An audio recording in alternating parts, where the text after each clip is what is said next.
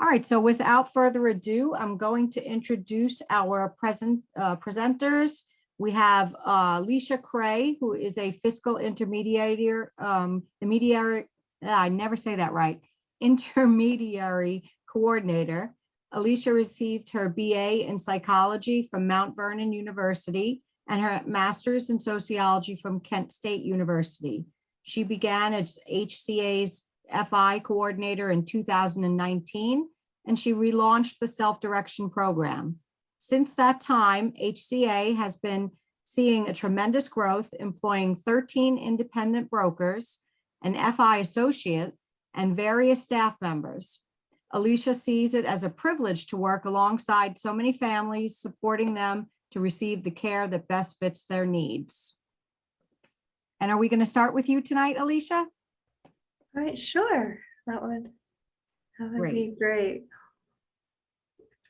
So, let's see. I can go ahead and share PowerPoint here.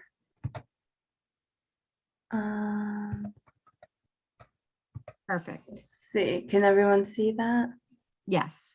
Okay. All right. So hello, everyone. My name is Alicia Cray, and like Nancy said, I am the FI coordinator with HCA, Helping Celebrate Abilities. And so it's a privilege to be able to talk about our FI program with you. And I'm going to discuss what self-direction is and then talk about some of our frequently asked questions. So just to start off with who we are, we have an integrated preschool. We also have 15 group homes across Broome County. And we initially started our fiscal intermediary services in 2014. And since that time, we relaunched our program in 2019. We also offer programs such as ISS and FSS, as well as multiple other programs. Let's see here. So our mission statement is to provide integration opportunities for people with disabilities in a dignified and respectful manner, and to provide an environment where activities, services, and supports are based on the dreams, interests, preferences, strengths, and capabilities of the individual, where a person with a disability is treated as a person. So to start off with self-direction, there are some things to start with. So you are either going to already have a care manager at this point, or you will have to go through the front door in order to get a care manager to help you with the process. So if you have not gone through the front door yet, you will want to tell them that you want self-direction services at that point. If you've already gone through the front door and you have a care manager, then your care manager may need to complete what we call a SARF, or a service authorization, and this will add self-direction services for you. After that, you will then attend a 2-hour self-direction meeting with OPWDD. And so your self-direction liaisons will discuss what self-direction is, how to use your budget, what that looks like. After you've gone through the meeting, you will then pick your team. So they will give you information about brokers in your area, as well as FI coordinators that can be used. So at that point, you'll pick your broker and your FI. Once you have your team put together, you're going to start working on your budget. So how to put together your team. You should already have your care manager by the time you get to the 2-hour training. So you'll already have the first member of your team. Once you have that list, you're going to then reach out to different brokers and FIs. And I strongly encourage you to go ahead and do several interviews, talk to different people, see who you think will fit well on your team. And those are going to be the people that will have a good understanding of the different programs and different memberships and classes that you might want. They're going to be there to support you. And so after that, then you'll go ahead and pick who you want. You'll sign a broker agreement, and then they will submit a budget to the FI. And it's important to remember that you can change any member of your team at any point. So just to give you a quick breakdown of your team members and some of the different things that they will do. Your broker is the one that's going to create a budget that is best going to meet your needs. They're going to talk to you about your interests, different items that you might feel that you need and why, different classes, memberships, pay rates for your staff. They're also going to be the one that will amend your budget. So as you go, you might find that your changes, that your needs will change. And so they are going to adjust the budget for you to help meet those needs. It'll also help with staffing. Some brokers know people that are looking to be ComHab or respite workers. So they might help you advertise. They might have some resumes that they can send your way and help you find someone that you think would be a good fit. They're also going to be the one to create the staff action plan. And so they are going to come up with ways that your staff can help meet the goals that you have. Your care manager is the one that is going to complete necessary documentation in order for you to maintain your self-direction services. So to start, they'll go ahead and do what we call a DDP2. So they'll ask questions about what you're able to do, what you're comfortable doing, different needs and behaviors, things like that. And that is going to essentially drive the budget. That is going to help determine what amount you receive for your budget. If you do not have self-direction services from going through the front door, then they will help you fill out a SARF. And then they'll also help you create and maintain your life plan. And this is going to be the driving document behind your self-direction services. Your FI is going to be the one that will help you manage your budget. So we're going to send out monthly reports to your team and let you know where your money is going, how it's being used, different categories where maybe you're using less than you anticipated, as well as categories where you might be using more than you thought you would. We're also going to be the one that ensures that different items and classes are all Medicaid and state reimbursable. So different categories will have different requirements, and we will be the ones to explain that to you to let you know what items can be reimbursed or can't and why that is. We're also going to be the ones to help you use your budget and explain how that will best fit your needs. Once you have someone that you would like to have for staff, we'll help you onboard and manage your staff. So we'll take care of all of the hiring, the screening, anything that's state mandated. We will be the employer of record. And then we will also process all of your staff's timesheets.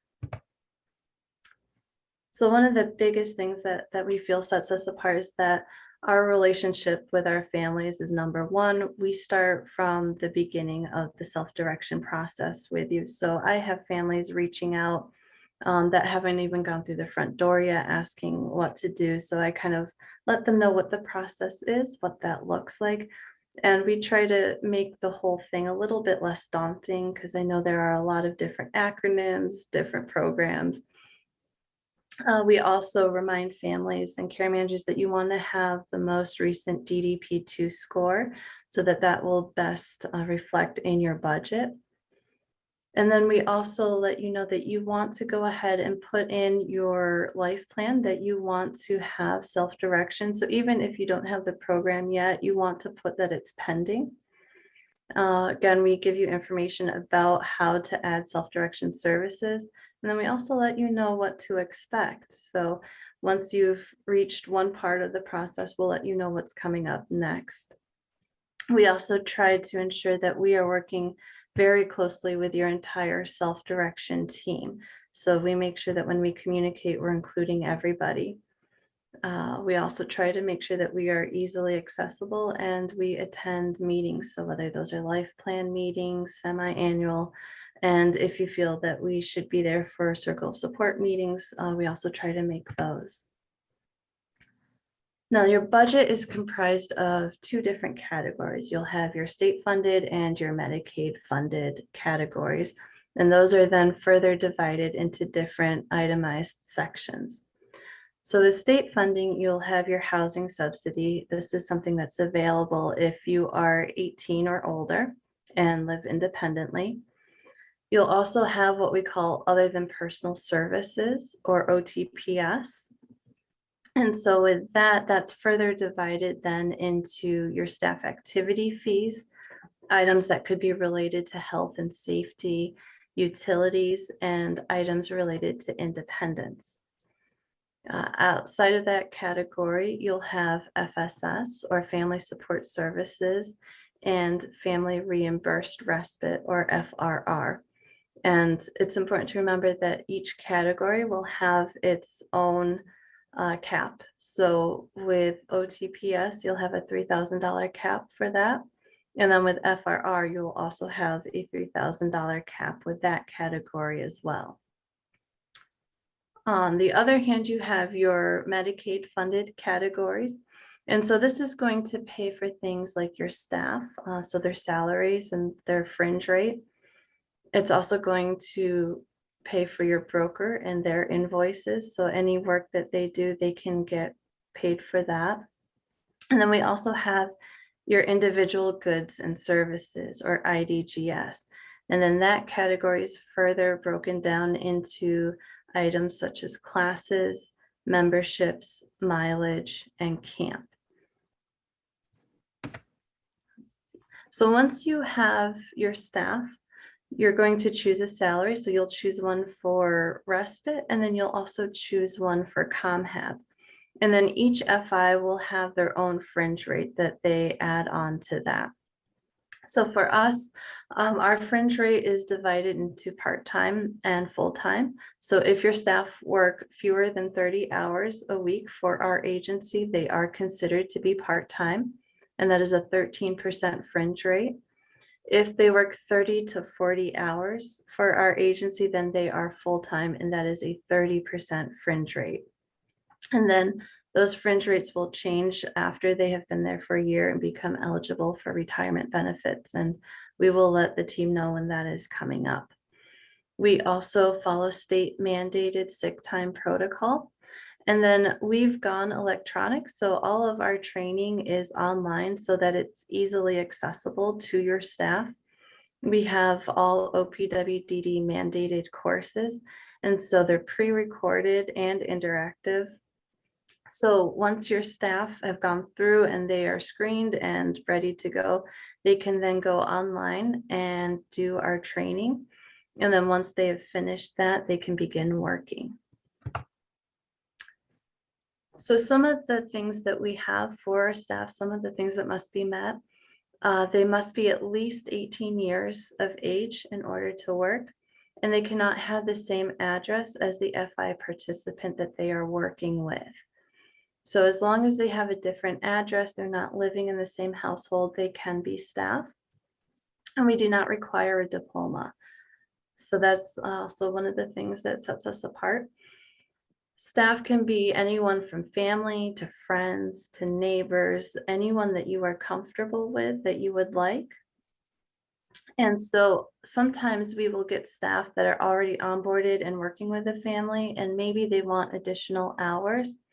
So if that happens, I will send out an email to our families and brokers and let you know and say, this person would like additional hours, and we'll give you contact information. That way there's no pressure. If you're interested, you can reach out. If you aren't interested, then you can ignore the email. Another thing to note is that the budget will also pay for advertising. So if you don't have anyone, you can't think of anyone that you would like for staff, you can put out an advertisement. A lot of our families will use care.com or Indeed, and that is something that the budget will reimburse you for. So you tell us who you would like to hire, and we take care of all of the rest for you. We are electronic, and a lot of other FI agencies also like to go electronic. It makes it much easier for the entire team. So your budget will be listed online. You can see your budget in real time and see what categories are being used. Again, we send out the monthly reports anyway, just to give you a snapshot in case you haven't gone on to look, but you do have your budget online as well.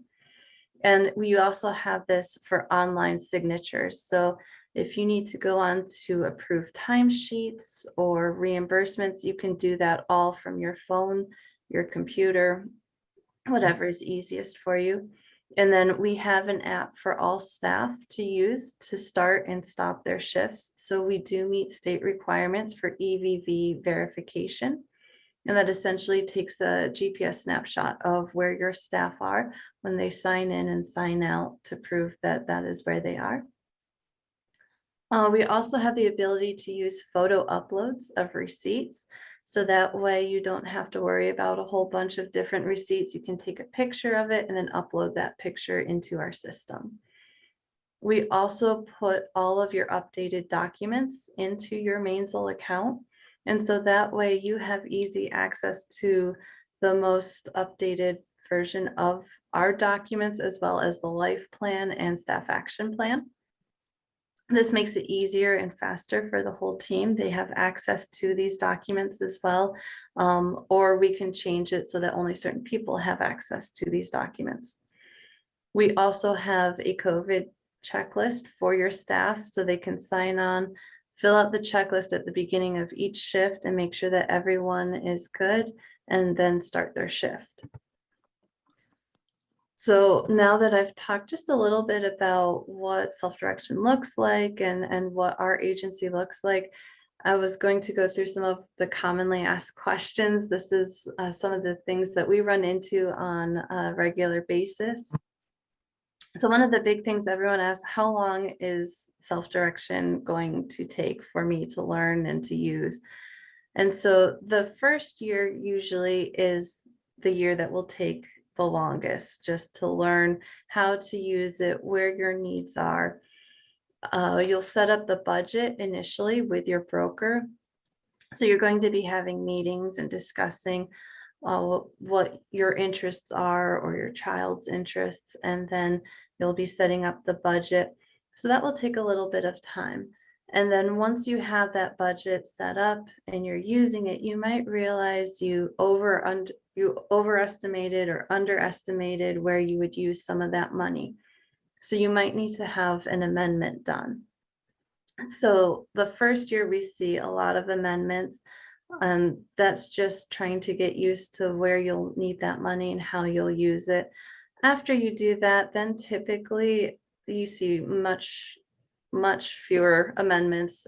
You'll already have an idea of what you need and what you're using. Once you have that figured out, really then it's much faster. We have bi-weekly timesheets. So you'll go in every other week and approve your timesheets for your staff. Some families prefer to go in weekly and check, and it's easier for them to do it that way. So whichever option works best for you. And then we also have monthly reimbursements. And most families will do that towards the end of the month. They'll put in all of their reimbursements at once, and then you'll be all set. And then you'll have your meetings. So brokers will need to have a circle of support or COS meeting. They need to have 2 a year. So most will tend to do that with your life plan and semi-annual life plan meetings. Most people also ask us, how do I use the electronic system? What does this look like? Is it hard to navigate? It really isn't. We try to make it as user-friendly as we can. When you are approved for self-direction and the budget is approved and comes back from Albany, we will set up a launch meeting and we will discuss how to use the electronic system, how to submit reimbursements. We'll give you your username and show you what that looks like. We also encourage everyone, keep all of your receipts. You'll have that, and that's really what you'll need to upload in order to get reimbursed. And also, if you're unsure, ask your FI before you make purchases. That way we can tell you before you even buy something, whether it can or cannot be reimbursed based on some of the requirements for those categories. If you have any trouble with submissions or using the system, let us know. Reach out to us. We'd be more than happy to help. We can either help you over the phone, set up a Zoom meeting, meet in person, whatever works best for you. And then you can access our system either with a phone, a tablet, or a computer, whichever you are most comfortable with. And again, another perk is that you can use photos of receipts. So you take a picture with your phone and then you can upload it right into the system. Another question that we get is, what if I want to change a team member? And again, just a reminder, you can change any member of your team at any point. So it's important to communicate if you feel like a need is not being met, or if you have questions or you're not sure, let people know. And so that way your team can help you and get those needs met. What items are covered? So this is something that I get a lot, particularly for OTPS items, things that relate to either independence or health and safety. And those items are determined on a case-by-case basis from OPWDD. So a lot of times what will happen is there's an item that a family wants, will submit justification. Typically it comes from either the broker or the care manager. And we send that with an amendment to OPWDD. If they feel like they need more justification, they'll reach back out to the team. And sometimes we might need to get justification from a healthcare professional, such as a doctor or a therapist.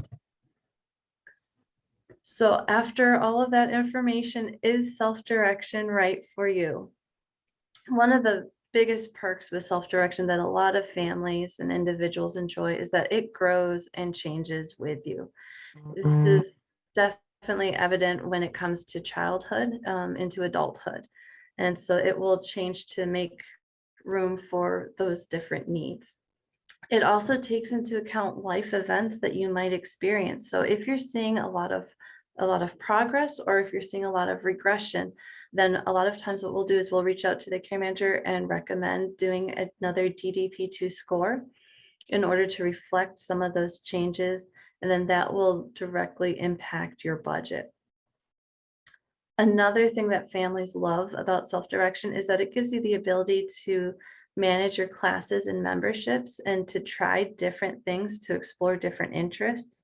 And then if you like something, you can focus in on that and take more classes or memberships in that area.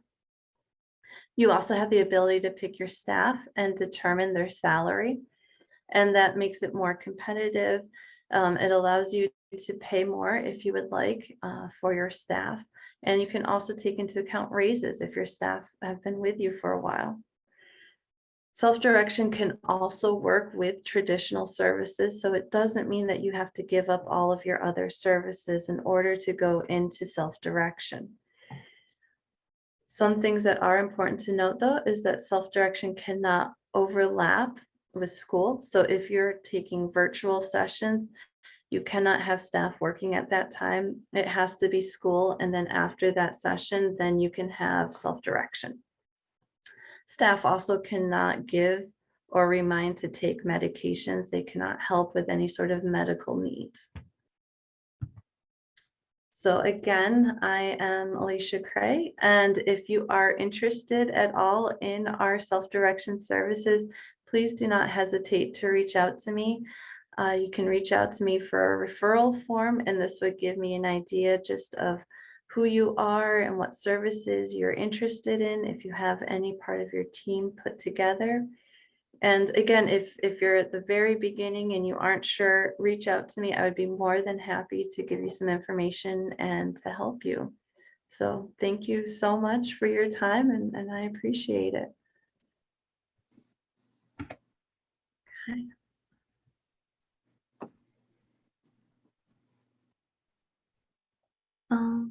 Oh, Nancy, I think you're muted. Okay, thank you so much, Alicia. We're going to hold off till the end for questions. So if everyone could just hang tight, and we're going to go right into meeting with our next presenter. Thank you again, Alicia. So next we have Michael Haig. I hope I said that right, Michael. Yes, you did. And he is a self-direction broker. Michael received his master's degree in teaching from Binghamton University, and he has been working in the field helping individuals with developmental disabilities since 2008. Michael continues to provide direct care as a direct support professional, a DSP, through Springbrook, and has been providing brokerage through his own brokerage business since 2016. Michael supports 100+ individuals through self-directed services in the Broome, Tioga region. So welcome, Michael. We're really happy to have you here tonight. Thanks, Nancy. How's it going? Great.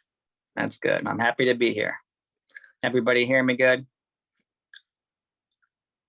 Yep, we're good.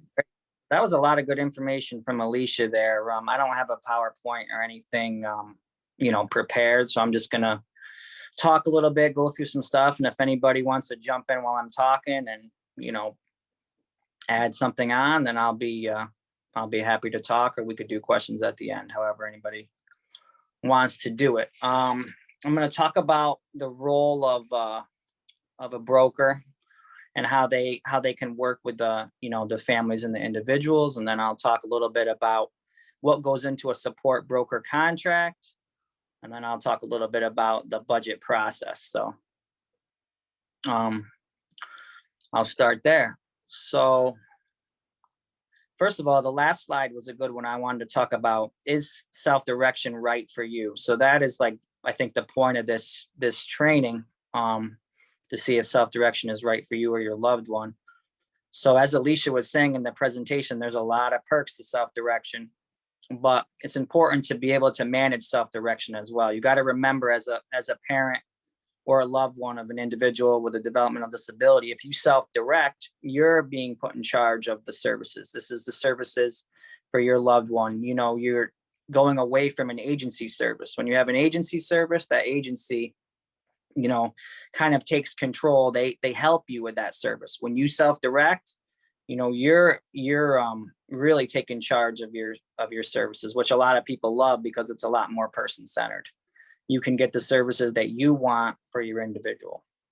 So when we develop a self-direction budget, when you meet with a broker, that broker is going to tell you based on your DDP2 scores. Alicia mentioned that acronym a few times. So just to tell you guys what that is, it's basically a questionnaire that you guys do with your care manager that really talks about 3 categories, within the individual: their adaptive, their health, and their behavior. So those 3 categories determine someone's budget. So someone with higher needs is going to have a higher budget typically. If they have health needs, if they have higher adaptive needs, their budget's going to be higher because New York State says that, they need more care. Also, something to remember, kids or individuals under 18 are typically going to have lower budgets than adults. When individuals graduate school and they become adults, they're going to have a lot higher budgets in order to utilize that funding, to create programs that could encompass an entire day for an individual. New York State says when someone's a kid, they're going to be in school most of the time. So that way they don't need as high of a budget. So that's something to, to remember. So, the big thing is, if it's right for you, is, are you able to manage an online system? Because I see some families struggle with the online part of it. If you're not that tech savvy, or if you have trouble with that, the FI can certainly help you, but I see families who struggle with that. So that's one thing to remember. Most FIs are online now. So that's one thing to think about. Can you manage an online system, and do you want to be more in charge of the services for your loved one? If you do, then you should definitely self-direct, because that's where, most people are going now. And that seems to be the wave of the future with services, is going to self-direction. Like Alicia said, you can also mix and match traditional services within self-direction, but it becomes a little more complicated when you do that, because traditional services are more expensive than self-directed services from a staffing standpoint. So it's good to think about those things, before you make a decision of whether you want to self-direct or not. So, I mean, self-direction is a great program. You know, I recommend it for most everybody, but for some people, based on some of the things I talked about, they're not as successful with it. So that's something to think about if you're a family and you're trying to decide, should I self-direct or should I not? You know, you want to think about a few of those things and talk to a care manager and talk to a broker too, or anybody. If you decide to self-direct and it's not for you, you can always leave the program. You know, New York State is person-centered. We want to be as person-centered as possible for our individuals. So as a broker, you know, I'm going to talk about the role of a broker. You're kind of like the bridge between you, the family and the individual, and the FI and you know, OPWDD. You meet with the family, you talk about the needs of the family, and then you address those needs by putting them in a self-direction program. Then you take that self-direction program and submit it to your FI, you know, which would either be HCA or Springbrook or whoever your FI could be, Stick. There's a number of FIs in the area, and, you know, probably in your own region as well. So once you take your budget, send it off to your FI, then you go back and forth with the FI and you try to make the budget, you know, fit perfectly. So you act as the bridge between the family and the FI and the state. So that's like the main role of the broker. They come in and they meet with families, they tell you what services you can utilize within the money that you have, and, you know, everything is person-centered planning. So that's kind of like the basics of it. It's obviously complicated. You know, there are many different services. Each person is different. So, you know, I'm not going to go into all the different services that you can get when you self-direct, because we could be here until Thursday talking about that. So, what I'll do is I'll go through a broker contract and I'll talk about like a little bit about the budget process. So what happens is when you decide to self-direct, as Alicia was saying, you have to really find a broker and an FI. Now, when people call me, this is just my personal preference. So, you know, other brokers do things differently, but if a family calls me, I always ask them if they have picked out an FI yet, or if they know of an FI that they want to work with, because I only work with a couple FIs, right? So if they're trying to interview me and they want to interview me, if they interview me and like me, you know, then that kind of forces them to choose an FI. So I don't like to put that on anybody. You know what I mean? I want them to already do their research on FIs in the area and already, you know, think about which one they might want to work with. And if I work with that FI, then awesome, you know, we can possibly work together. But, you know, it's different, FIs differ. So based on fringe rates and things like that. So I always tell somebody, look, if you thought about an FI or researched different FIs, you know, if you have picked one, then, you know, I tell the family to fill out a referral with that FI and actually get accepted by that FI before I'll meet with them. Because if I meet with a family and sign a broker contract and then I find out, well, they're not working with the FI that I work with, then they just have to start all over again. So it just doesn't work out for either party. So that's my recommendation. But, you know, you can do the process however you want. Usually what happens is the regional office will send out a list of brokers and FIs, like Alicia was saying, and then you can see who's on that list. And sometimes families will randomly call, you know, like the other day I had an email from a mom who was, she saw my name on the list. So she just reached out to me. I'll get that sometimes, you know what I mean? But a lot of times I'll get a referral from a care manager too. So depending on, you know, if you get in with a care manager might say, well, I know this broker, he's pretty good, or I know this broker, she's really good, you know, call her. So you might get, you know, you might find a broker that way too. So however you do it, you know, once you meet with a broker, first thing you have to do is sign a support broker contract. So there's two different types of brokerages. There's support brokerage and startup brokerage. So startup brokerage is going to be the brokerage that you sign a contract with a broker that helps you start your initial budget up.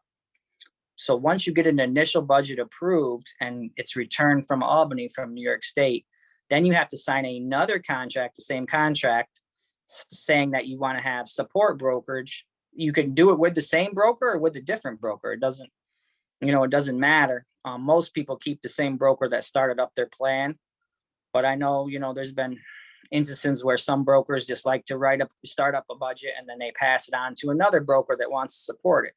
So like I said, it's all personal choice, but that's the difference between startup and support brokerage. So it's a little, it's a little complicated, but once you kind of dive into the process and meet with a broker, they'll walk you along the right steps.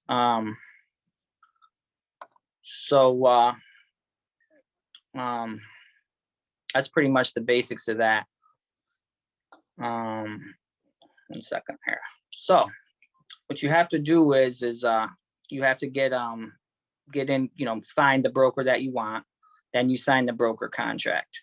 So what I'll do is I'm going to go through and talk about a few of the things that are in the broker contract. So that way you guys can understand a little bit about what the brokers are going to do for you once you meet with them and hire one.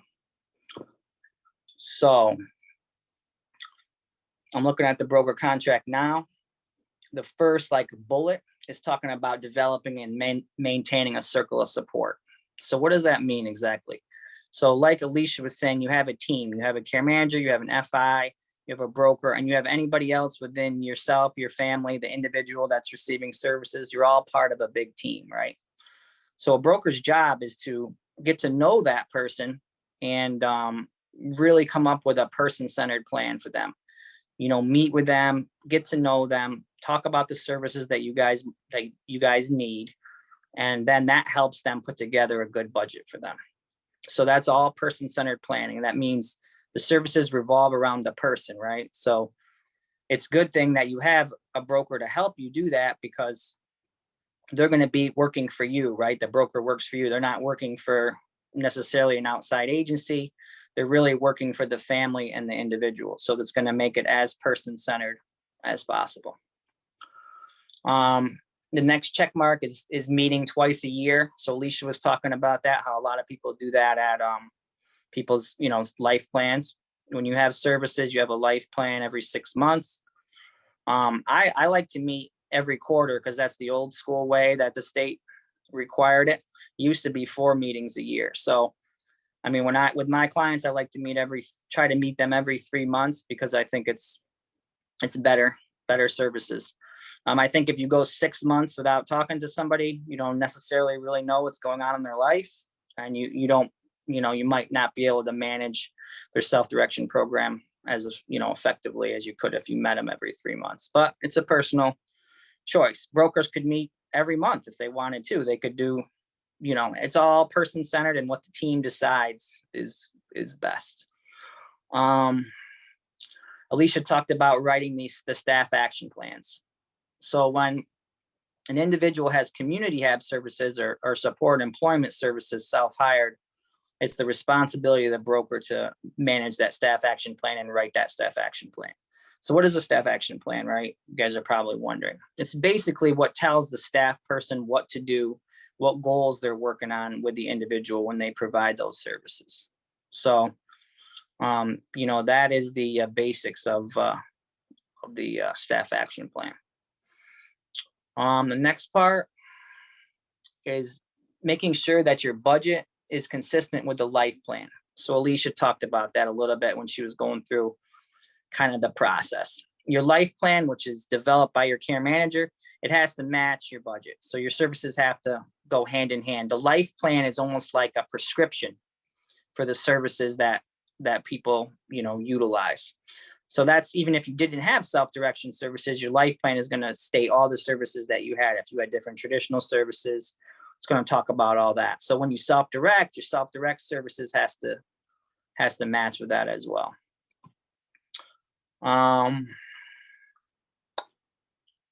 You have to make sure that there's necessary safeguards within the life plan. So, safeguards are basically supervision levels.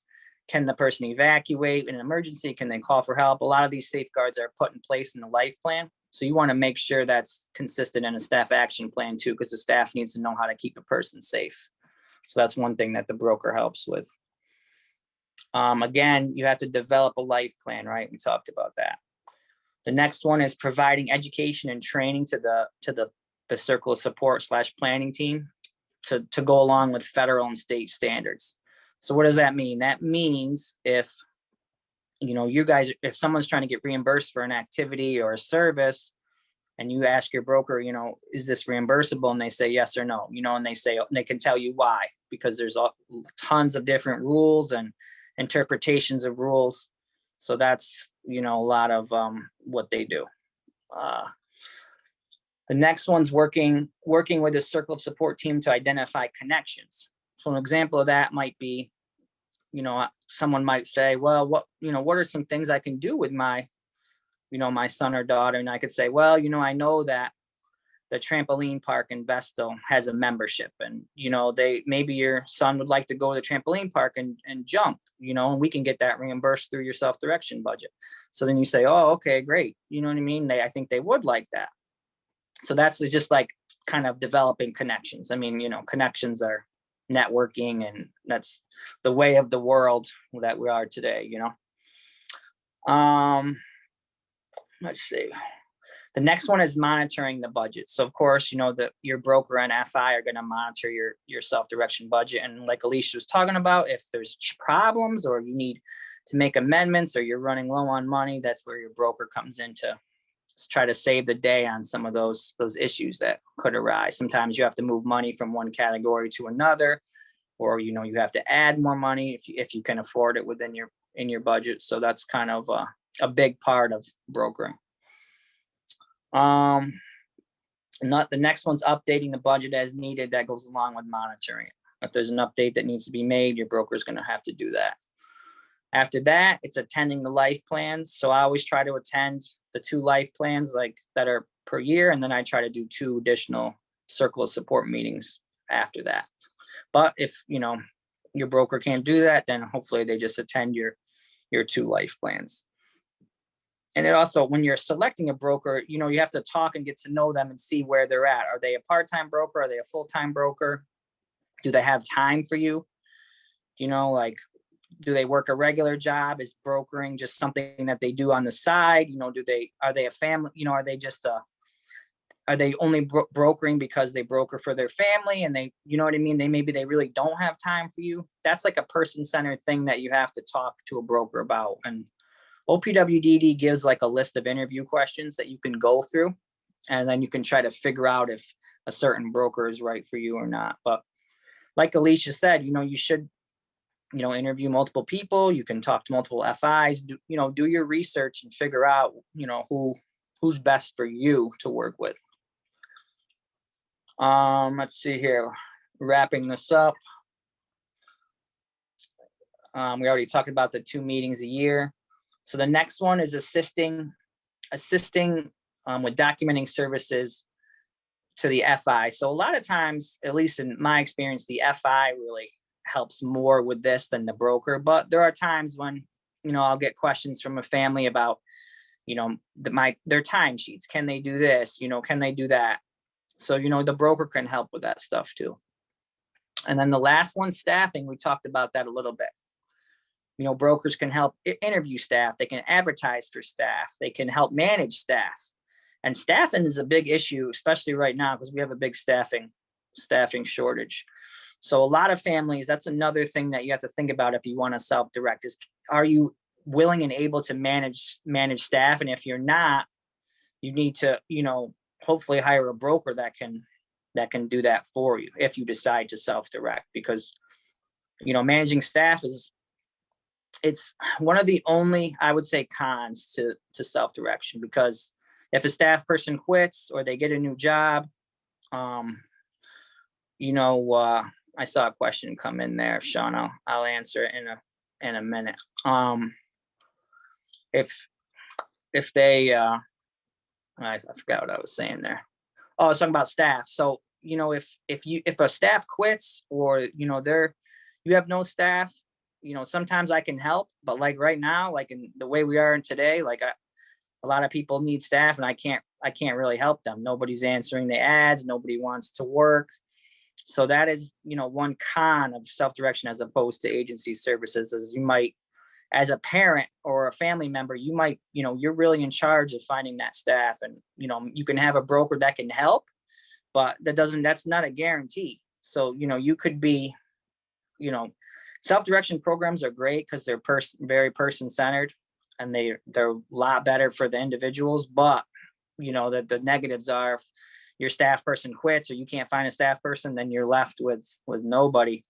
Where sometimes with an agency is going to say, okay, I have somebody to fill in, or I have, whatever the case may be. So that's kind of how you got to think about the difference between self-direction and agency services. Can you find and manage staff, and is it going to work for you? Because sometimes there's problems with staff too. And if some families, are hesitant to have to deal with it, they might call me up and say, well, I'm having an issue with the staff person, but I don't want to hurt their feelings. You know what I mean? We have a good relationship. And so then they ask me, can I call them? Which, I can do that. It's not a problem for me. So, so that's pretty much the broker contract. I'm going to jump off a video for 1 second, and then I can come back to answer some questions if that works for you, Nancy. That would be great. Thank you, Mike. 1 second. I think at this point, you know what, we'll jump into Lindsay's presentation so we have enough time for questions, because I think there's going to be a lot of questions here. So Lindsay, if you just want to give us a brief view on what it's like to be a parent of someone with in self-direction. Lindsay is a parent who lives in Shenango Valley with her 6 children. 3 of her children have special needs and currently receive OPWDD services. 2 are now enrolled in self-direction. Lindsay is also a Board of Ed member for the Shenango Valley CSD. And while Lindsay considers herself an advocate for her own children, she also strives to be a voice for others. She's currently working towards her degree in developmental psychology. And Lindsay is also a member of the Special Ed Task Force. So Lindsay, I'm going to send it over to you for now. Alrighty, thank you. I really appreciate Alicia and Michael being here tonight. They did a great job on their presentations. I can't wait to hear them answer some questions for all these folks we have on video right now. So I wanted to share a little bit about my path towards, how I ended up being in the self-direction program and share my passion for self-direction. I spent a long time doing agency-based services, too scared to go self-directed because the amount of time commitment and just the amount of, information, and whether, I would be able to really handle all of the things that come along with doing self-direction for the kids. So I did spend quite a bit of time in agency-based services initially. When my son Rowan got his permanent eligibility at 8, I started looking into, whether I wanted to do self-direction for him or not, and whether it was going to benefit him. As he was getting older, I felt like the services I could critique more to his needs.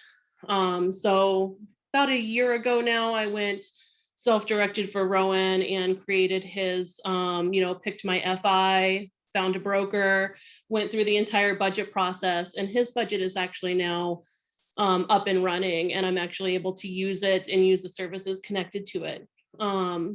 I also have a son, Colt, who's just going through the process. I've also selected his FI and his broker.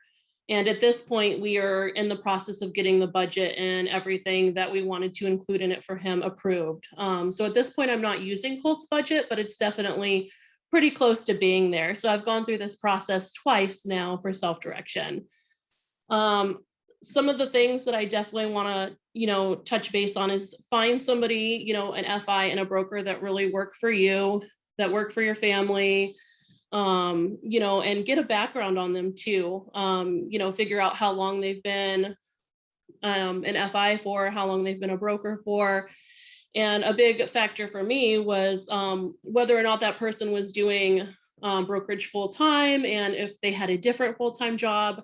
I wanted it more personalized, and I wanted somebody who was pretty highly dedicated to being a broker. So just take your time when you're looking for your circle of support in your team that you're going to work with. Interview people, ask around, get references. I think that's the best way to really establish a good team of people who are going to work, for your child or your loved one. Some of my favorite parts of being self-directed is how we're able to, critique the things that, our child needs. Being able to look into those classes, being able to cover that summer camp, being able to get memberships to places that, he might be interested in going to. A few that I can, just talk about Rowan as far as Rowan's concerned is, getting swim lessons. That was something that we were able to get covered through the self-direction plan, because Rowan has cognitive disabilities. He doesn't know how to swim yet at the age of 9.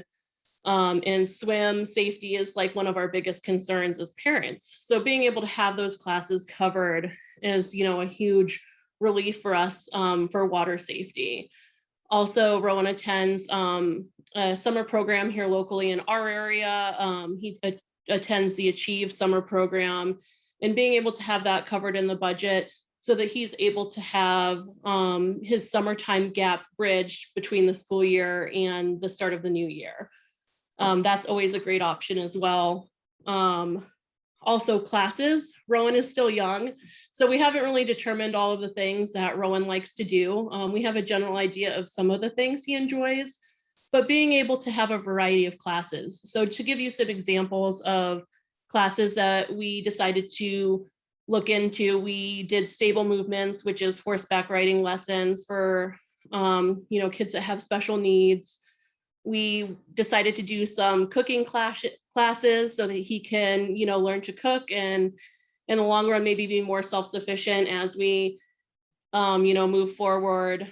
We also picked for memberships, some of the ones that we looked into here, again, locally in our area, was like the trampoline park, which I believe, Michael had talked about. And also there's other places like Kids Kingdom, places that Rowan really loves to go to in his free time, that we are able to, get him into and get him out of the house and get him interacting with kids his age. One of the biggest challenges so far, I think Michael touched on this as well, is finding support staff. When we were agency-based, it was a struggle, once the pandemic happened, it was a struggle finding even agency-based support staff. He was kind of in between a fluctuation of different people. Retainment is very hard for a lot of different agencies. So we really didn't lose a whole lot as far as support staff was concerned, but definitely finding support staff right now has been the biggest challenge. Just finding the right amount that you want to pay them, finding, the right amount of hours, the right amount of schedule. It's definitely tough. So that's definitely something to think about. If you already have somebody you're working with through an agency, just keep that in mind, that right now it may be a challenge to find somebody, to work, part-time in your home, given the situation that we're in. A few more things, I think that having a good relationship with your broker and your FI, having that email or phone call, if you have any questions, being able to reach out to them, even if it's something simple or it's something that you think that they already covered, that quick email can kind of establish, whatever questions that you might have, or they can point you in the right direction. Don't ever be afraid to reach out to them. That's why they're part of your team. And good brokers and good FIs get back to you pretty quickly. And I don't really have a whole lot of other things to share. I think I wanted to focus more kind of on the questions towards the end. If anybody has any questions from a parent perspective, I'm happy to answer them. Otherwise, I'll go ahead and open it up for questions. Thank you so much. Thank you, Lindsay. We have a ton of questions in the chat box, so I'm going to go through some of these. There seems to be some confusion as, does every person in self-direction have to have an FI and a support broker? So must you have both? Yes. Yes, you definitely need to have an FI, because they are the ones that are going to reimburse you. If there is a point where you don't have a broker, you can still use the budget, you just cannot amend the budget. So the budget will still function, but you can't make any changes. And I don't know, Mike, if you want to touch a little bit Yeah. on the brokering. Want me to jump in on that? It's a good question. And theoretically, you could be your own, you could definitely be your own kid's broker. And there was a time when you could be your own FI, and there used to be a box where we had to check on one of our templates. You wouldn't want to be your own FI, definitely not. I would not recommend that at all. You would want to go with an FI that's experienced, because being an FI is the hardest job of the whole team. So, you know what I mean? You want to pick a good FI, but theoretically, there might be ways to self-direct with being your own broker and being your own FI. I don't know if I would recommend it though. Thank you. Are both of you accepting new cases? Yes. Yes, okay. Alicia is. I know you said you had a lot. Me, but maybe on a case-by-case basis, I'll. Can a person have self-direction but use traditional services for vocational services? Yeah, that's a good question. I saw that one earlier. So there's two different ways to do that, because there's two different types of budgets. There's what we call residential budgets, and then there's a both plan, residential only plan and a both plan. So how that differs is both plans usually give higher funding, but they have to include pre-voc services and support employment services. So a lot of times, this is just my personal preference, but people do things however they want. But when I have an adult that's a little bit more independent, that I think might utilize vocational or support employment services through a traditional service, through an agency, they're very expensive. So what I typically do is I keep that person at a residential only budget. So that way those traditional services, vocational and support employment, do not have to be included within the budget. So the person can still access them and use them, but they don't have to be included in the self-direction budget. Now it's going to drop your budget, like $20,000, let's say, on an average from a both to a res only. But sometimes the vocational and the support employment services can be, more expensive than that. And they're also very hard to navigate, because they always change how many units they're going to apply. I saw that, Catherine. No, residential only is not for people living in a residence. That's just the term that they use. Residential only plan can be for people living at home, people living independently. If someone lived in a certified setting or group home, they can also self-direct services, but that plan would be called an other than residential program. So that's a whole another thing. There's actually budget types, but yeah, so it's a complicated process, but that was a good question. Right. And if you want to have traditional services in your budget, then that is something that the FI will help you manage. We reach out to the agencies to get how many units have been used each month, and we update the budget accordingly as well. So we take care of all of that. If you do want those services, you certainly can use them. And depending on what type of budget, we'll help you manage that as well. So if it looks like you're starting to use a lot of units, we will definitely let you know, so you can either use fewer units and spread it out more, or you can do an amendment. This was a good question. Who is officially the employer of the staff? And what are the legal responsibilities of the self-directed person with regard to staff?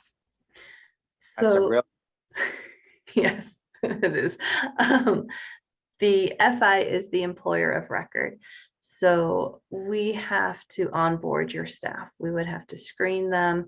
They would go through a background check, fingerprinting, SCR, things like that. We would have to do all of that and make sure that they are able to work first. After that, then we become what is called a co-employer with the parents or the individual.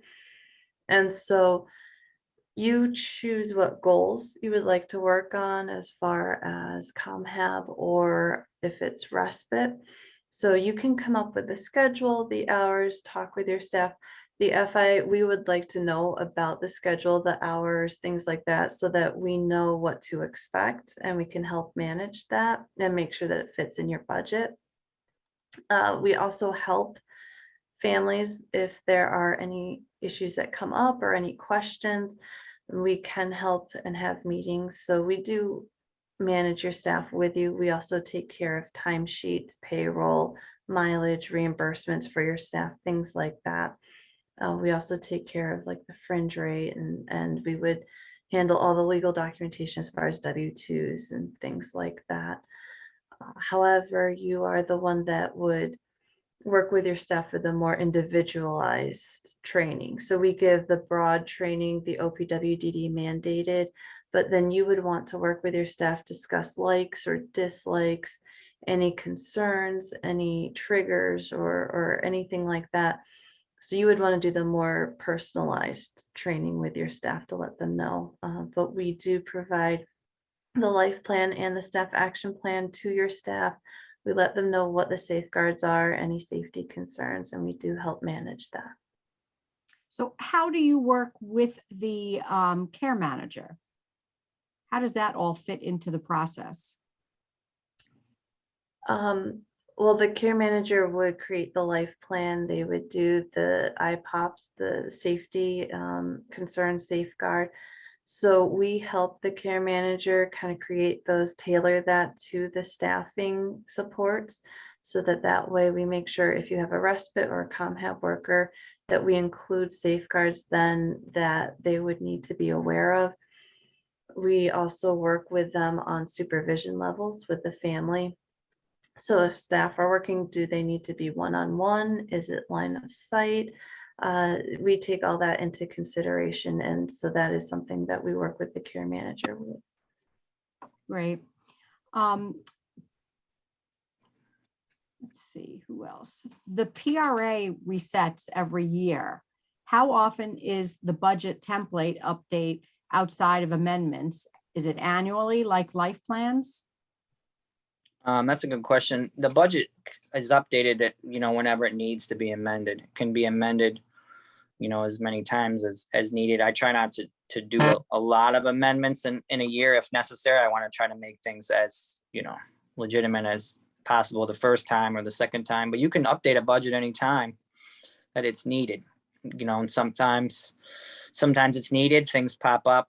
But I would say good person-centered planning would, allow for it to be so you don't have as many changes. But what happens is the budget resets at the start of the budget year. So let's say you get an approved budget on May 1st, you have a year of those services, and then the next May 1st, everything just resets.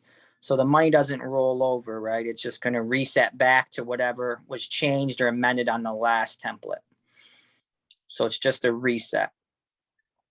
And a lot of people get concerned, what if I don't use my money? Are they going to take it away?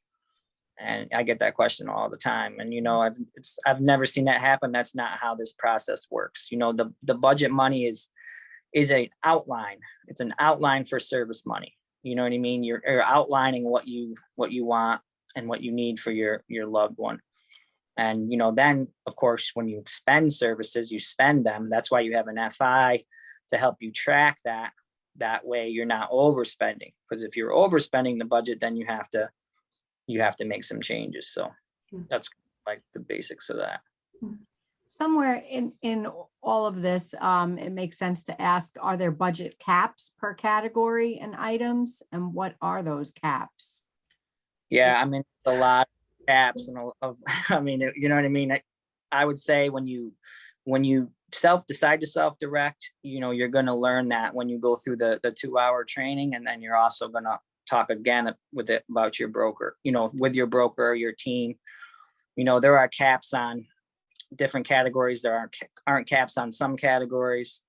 You just have to go through the person-centered planning process with a broker to to figure that out. You know, if you have a specific category you want to know, I can, They there's a, you know, it's, didn't ask a specific one, but a few people have been asking, what would an average budget be? so an average budget for a kid is around, for a residential only plan, around like 28-30,000. And for an adult, I would say an average budget is 80, 85, 90,000. For an individual that's an adult with higher needs, we can see upwards of 100,000. I've seen as high as 120,000. Wow. To give you an idea. And you know that all your services are going to come under that umbrella of funding. So that's something to important to know. Thank you. And George said, thank you for that. Can you provide, somebody would like a link to information and details about self-direction on the OPWDD website? So we can certainly get you that information as well. Another person asked if a parent can be a broker. Yep. But they don't get paid to be a broker. So they are non-paid as a parent. Right. You asked earlier about how they get paid. So I might as well answer that. So brokers bill based on what they do. So I think Sean asked, do they get paid by the number of services that somebody has? No, that's not how it works. It's based on what they do for you. Do they go to your circle of support? You know, your life plan meeting, they can bill for that. Did they amend your budget? They can bill for that. Did you have a conversation with them about staff? They can bill for that. You know, those are things they can bill for, everything that's within the self-direction broker contract. Those things that I talked about, they can bill for all of that, and they bill, you know, the max that we can get paid now is 40 an hour. So $10 for 15-minute increments, basically. Yes, the broker fee does come out of the budget. Now your startup budget, the state allows up to $2,400 to start up a plan, but that doesn't come out of your initial budget. Your initial budget, that's determined between the broker and, you know, your broker and yourself. What does the broker think they're going to utilize for a year, you know, providing services? If they're going to be very involved, they might need more money. If they're not going to be that involved, they might need a lot less. So just, it's person centered. So. Great. Yes. And what will happen is the broker will submit the invoice, the FI will receive the invoice, and then we pay the broker directly, but it comes out of the budget. So you don't have to pay your broker yourself and then get reimbursed. We would take care of that, and that goes through payroll as well. So, and everything is listed on our program so that you can see what's being billed and what's being paid. We had a question, if a child is sick, can they get self-direction respite during the regular school hours? So I have talked with OPWDD about this, and if it is a once in a great while, they won't question it. If the child is sick and you need somebody to stay with the child, if this is happening regularly, then OPWDD will not approve it. They said it just has to be once in a great while. You cannot use ComHab though at all during school hours, because if the child is healthy enough to work on a goal, then they are considered healthy enough to go to school. Right. Yeah. And does ISS come out of the budget? Yes, it does. Do you want to explain what ISS is? Yeah, so ISS is the housing subsidy. So if you have an individual that lives out on their own, or they live with a roommate, or there's a whole number of housing scenarios, but you know, ISS is a housing subsidy that's funded by New York State, and yeah, it does have to come out of the budget, and it's also gotten a lot more strict within the last year. So there are a lot more things that FIs, brokers, and families have to do to ensure that they get the housing subsidy paid out. So that is something good to know. Mm-hmm. There's also a lot of documentation that's required yearly, and there is a formula. So they're going to request information about utilities, renters insurance, how many people are living there, things like that. There's a whole formula that needs to be filled out. So does self-direction income have to be reported to state agencies like welfare or housing?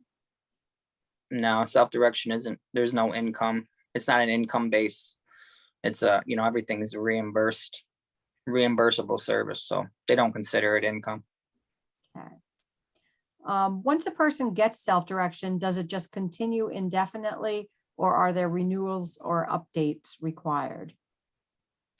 So we have some budgets that haven't been amended for years. So it will just keep rolling over each budget year, or renewing each budget year. So that is an option. If you're happy with your budget, everything's working, you have all the money in the different categories that you want, then it will just continue.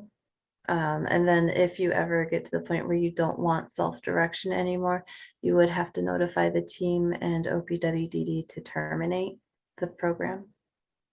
Okay, great. Let's see what else. If a parent has concerns with their child's DDP2, who should they contact? So the DDP2 is done by the care manager typically, but you also, but you have to be cautious, because sometimes when you have agency services or other services involved, sometimes the agencies will do DDP2s as well. So you have to be cautious about that, because a lot of times the FI will look into what's called choices, which is where everything is tracked, and brokers can't see that, which is, here or there. But it's you have to be careful about the DDP2. You really want to make sure you're answering those questions on a person's worst day, not on their best day. Sometimes families will answer the DDP2 and think, they want to make the person sound better than what it is, but you want to answer it on their worst day, because that DDP2 really funds your whole self-direction budget. So it's important to know that. Mhm. And we'll sometimes recommend, if we see that there's been a lot of change with the person, we will recommend to the care manager and the family that maybe they might want to consider doing another DDP2 and answering those questions. The other thing is that we encourage families to answer as if there are no prompts involved as well. So if the person was there by themselves, would they do the activity? Would they not? How would they respond? And so that is something to take into account too. How does someone go about changing a broker or an FI? Who do they tell? So they got to tell they can tell the broker, they can tell their care manager. If you don't want to, if you want to change your broker, I personally like to know, what I mean? For whatever the reason could be, but sometimes you can just tell whoever, and then all you do is fill out paperwork. It's pretty simple. Mhm. And then with the FI change, what you'll want to do is there will be a termination form to sign. And then what you have to do is submit the budget again to OPWDD with the new FI listed. And then this is also a good time too, if you want to make changes to the budget, you can change it at this point and submit it as a full amendment. That will go to the new FI, they'll review it. They'll submit it to OPWDD, the local liaisons, they'll review it. If they approve, they'll send it to Albany, and then Albany will approve it and send it back. And then they'll give the start date for the new FI, and then that's when everything will transfer over. We did have I one. would say go ahead. No, Okay, I was gonna say, as a courtesy, as a parent who has several people involved, I would definitely think that, if you're not comfortable, of course, reach out to the opposite person. But I think definitely most brokers and most FIs really want to know what they're doing wrong, because without you having a conversation with them, it doesn't open the door for any sort of improvement. So a lot of, people are trained to be able to take, if I were to reach out to, say Alicia and be like, I'm not happy with this, she would definitely, be willing to work through that with me. And then from there, you can kind of, assess, like, have I taken all the steps and it's just not working out? But just as a common courtesy, I would definitely recommend giving them the reason why you're leaving them, unless you're just really not comfortable with that. Sure. One person did say that they would, more of a comment, that you should go to OPWDD trainings. You'll need to go through them in order to become your own broker. And this particular person said they would suggest that you really follow through on those trainings so that you're knowledgeable of the system. They were concerned that there's a lot that goes into becoming a broker, and you really want to be knowledgeable before you take on that role. Yeah, that's true. Another person wanted to know if there was a change to the units in the DDP2 category. Who is responsible for letting the provider know the family FI broker? So if you're doing direct provider purchased units, we would know with the budget, with the submission of the budget, what programs you're using, what agencies. We would also go into choices to make sure that everything's listed in the budget the way that it needs to be. And OPWDD also looks very closely at those as well. And so once it's approved and you have those direct provider purchased units, any change in the amount of money per unit or anything like that, we would know about, and we would notify the team. And so that way, if there needs to be an amendment to adjust for an increase in price, we would let you know. The FI is also usually the one that's reaching out to these other agencies, requesting an update on how many units have been used that month. So the very beginning of each month, we're reaching out to those agencies saying, we need an update, how many units were used last month? And then we're updating the budget and the team to let you know how many units are used and how many you have left. Right. Sue would like to say a few words. Sue, you have had some experience with self-direction, so feel free. I won't, so much information has been shared, and it's wonderful. I'm old, and so I've been around a while, and as has my daughter, who's now in her 40s. And in New York State, Medicaid paid waivers have been around for a long time. And in my daughter's case, not only was she eligible for services from OPWDD, but she had a brain injury when she was in her 20s. And we went to the traumatic brain injury waiver program because back when she had her brain injury, we had reached out to a lot of agencies for support services, and they didn't have staff because she was living in a rural county, which wasn't Broome. And so we reached out to the TBI waiver, and she was approved. And the way she got services, though, is that you had to get them through existing agencies who've hired their staff, and it was similar in that you had to have a service coordinator, which is like a care coordinator.